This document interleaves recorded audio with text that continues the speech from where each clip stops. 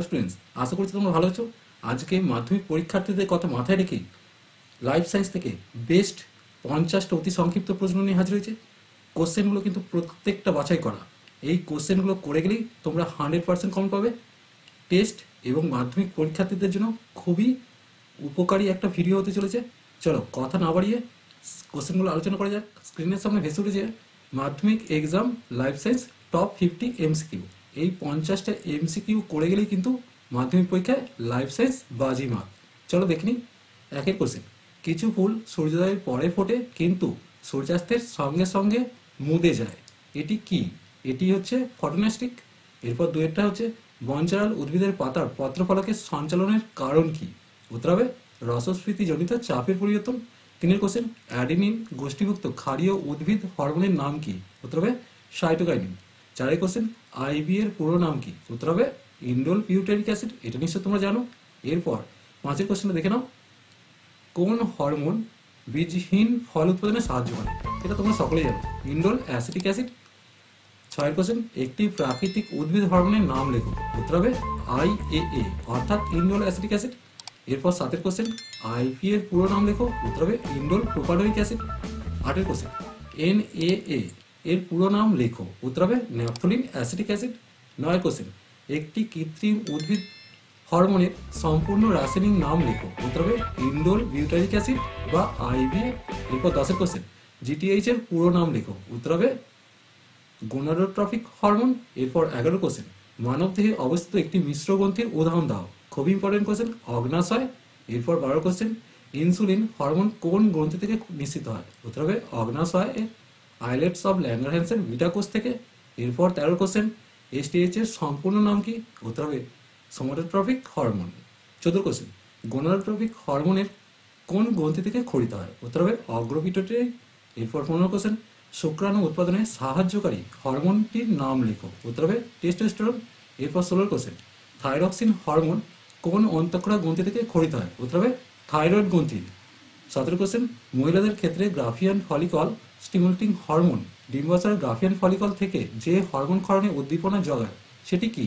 উত্তর হবে দেখে নাও ইস্ট্রোজেন। আমি তোমাদের আগেই বলেছি প্রত্যেকটা বাছাই করা কোশ্চেন, এগুলো তোমাদের পরীক্ষায় 100% আসবেই। এই 50টা কোশ্চেন তোমরা ভালো করে করে যাও, এখান থেকে তোমরা 100% কমন পাবে। চলো 18 কোশ্চেনটা দেখবি, কোন হরমোনের প্রভাবে বিপদকালে ত্বকের লোম খাড়া হয়ে যায়? উত্তর হবে অ্যাড্রিনালিন বা এপিনেফ্রিন। এরপর 19 কোশ্চেন, সোমান কোষ কোথায় থাকে? উত্তর হবে নিউরন। এরপর 20 কোশ্চেন, স্নায়ু কোষের কোন অংশ পূর্ববর্তী স্নায়ুকোষ থেকে স্নায়ুস্পন্দন পরবর্তী স্নায়ুকোষে গ্রহণ করে পাঠায়? উত্তর হবে ডেনড্রন। এখানে বানানটা একটু ভুল আছে, দেখে নিও। এরপর 21 কোশ্চেন, স্নায়ুকোষের স্বল্প দৈর্ঘ্যের প্রবর্তকের নাম লিখো। উত্তর হবে ডেনড্রন। এরপর 22 কোশ্চেন, লঘু মস্তিষ্কের গোলার্ধগুলি যে অংশ দ্বারা যুক্ত থাকে তাকে তার নাম লেখো। উত্তর হবে ভার্মিস। এরপর 23 কোশ্চেন, মায়োলিন আবরণী একটি কাজ লেখো। উত্তর হবে অ্যাকশনে স্নায়ুস্পন্দন প্রবাহের হার বৃদ্ধি করা। এরপর 24 কোশ্চেন, মানবদেহে করটিক স্নায়ুর সংখ্যা কত? উত্তর হবে 12 জোড়া। এটা তোমরা নিশ্চয়ই জানো। এরপর 25 কোশ্চেন, মানুষের অক্ষিগোলকের যে অংশটি আলোক সুবেদী তা হলো রেটিনা। এরপর 26 কোশ্চেন, মানব চক্ষুর প্রতিসারক মাধ্যম হিসেবে কাজ করে কর্নিয়া। এরপর 27 কোশ্চেনটা দেখে নাও, অ্যামিবার গমন অঙ্গের নাম লেখো। উত্তর হবে সিউডোপোডিয়া। এরপর 28 কোশ্চেন, কেঁচোর গমন অঙ্গের নাম লেখো। উত্তর হবে সিটা। এরপর 29 কোশ্চেন, পায়রার ডানা কোন অঙ্গের রূপান্তর? উত্তর হবে অগ্রপদ। 30 কোশ্চেন, মৃত্যুর পর পেশির কাঠিন্যকে কি বলে? উত্তর হবে রাইগর মর্টিস। 31 কোশ্চেন, পায়রার একটিসেসের সংখ্যা কত? উত্তর হবে 12টি। এরপর 32 কোশ্চেন, কোষচক্রের এস দশার গুরুত্বপূর্ণ ঘটনা কি? উত্তর হবে ডিএনএ সংশ্লেষ। 33 কোশ্চেন, কোষচক্রের কোন দশায় মাইটোসিসের প্রস্তুতি বলা হয়? উত্তর হবে ইন্টারফেস দশায়। 34 কোশ্চেন, একই জিনের বিভিন্ন রূপকে কি বলে? উত্তর হবে অ্যালিল। 35 কোশ্চেন, কোন জাতীয় কোষ বিভাজনে দেহকোষের সংখ্যা বৃদ্ধি হয়? উত্তর হবে মাইটোসিস। 36 কোশ্চেন দেখে নাও, মাইটোসিসের কোন দশায় ক্রোমোজোমের ক্রোমাটিড দুটি পৃথক হয়? অ্যানাফেজ দশায়। 37 কোশ্চেন, কোন প্রকার কোষ বিভাজনে নিউক্লিয়াস ও সাইটোপ্লাজম বিভাজন ঘটে? উত্তর হবে অ্যামাইটোসিস। কোষ বিভাজনে কোশ্চেনটি একটু ভুল আছে, কোন প্রকার কোষ বিভাজনে নিউক্লিয়াস ও সাইটোপ্লাজম বিভাজন ঘটে না হবে, এটা জায়গাটা না লিখে নিও। উত্তর হবে অ্যামাইটোসিস কোষ বিভাজন। এরপর 38 কোশ্চেন, কোন প্রকার কোষ বিভাজনে ব্রেন বা স্পিন্ডল গঠিত হয় না? উত্তর হবে অ্যামাইটোসিস। 39 কোশ্চেন, মিওসিসের কোষ বিভাজনের তাৎপর্য উল্লেখ করো। এর উত্তরটা একটু দেখে নাও। প্রতিটি প্রজাতির বংশ পরম্পরায় ক্রোমোজোম সংখ্যা ধ্রুবক রাখে। এরপর 40 কোশ্চেন, মিওসিসের কোষ বিভাজনের কোন দশায় সিস্টার ক্রোমাটিড দ্বয় পৃথকীকৃত হয়? উত্তর হবে অ্যানাফিস দশায়। এরপর 41 কোশ্চেন, দুটি পরিণত প্রাণী কোষের নাম লেখো যাদের বিভাজন হয় না। হৃৎপেশী কোষ আর স্নায়ু কোষ।